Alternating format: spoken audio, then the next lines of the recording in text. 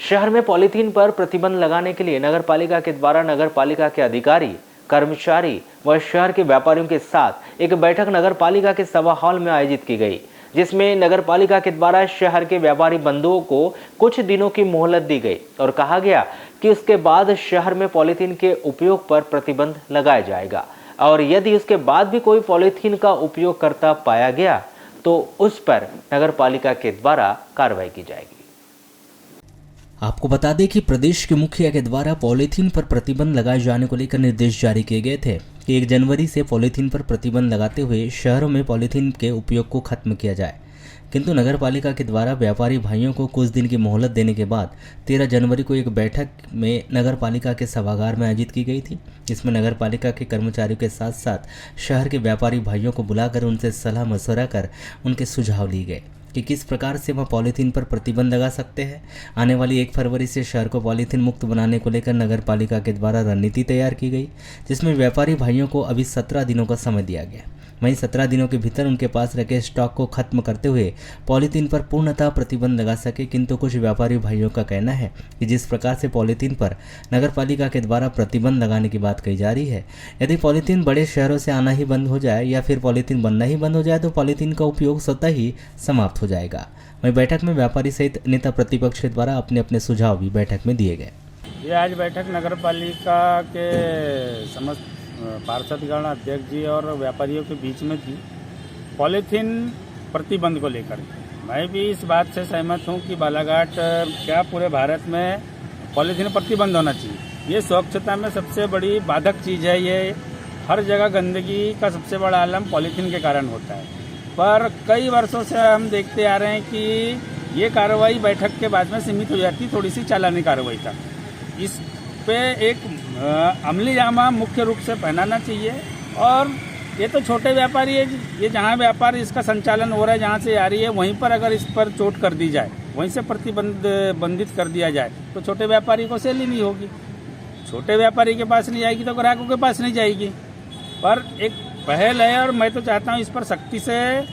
कदम उठाए जाए इस पर, और हमारे शहर के व्यापारी भी हमारे को इस पर सहयोग करें कि वो ग्राहकों को अगर थैला के लिए मजबूर कर देंगे और अपनी पॉलीथीन में सामान नहीं देंगे तो ग्राहक भी और आम जनता भी हमारी घर से थैला ले जाने के लिए विवश होगी।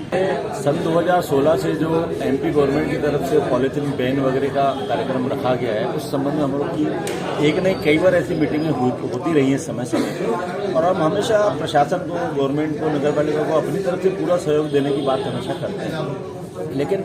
हम यहाँ के व्यापारी लोग जो हैं, हम लोग की सबसे बड़ी समस्या क्या होती है कि हमारा एक छोटा सा शहर है।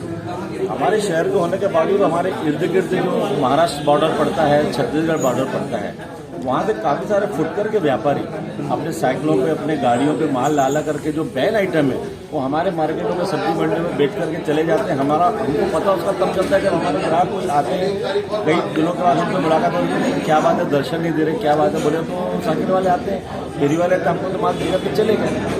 तब हमको पता चलता कि बाहर से काफ़ी बल्क मात्रा में व्यापारी लोग आकर के माल बेच करके चले जाते हैं। तो वो बैन आइटम के संबंध में यहाँ जो मीटिंग रखी गई तो उनके विकल्प के संबंध में हमने बोला,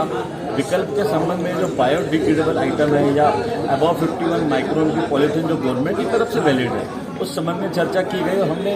अपनी तरफ से आभार व्यक्त किया, अपना भरोसा जताया कि वो चीज़ हम आज भी बेचते हैं, लेकिन उनका अभी जो चलन है वो 20 से 25% में है और जो बेन आइटम है उनका परसेंट 75% है। लेकिन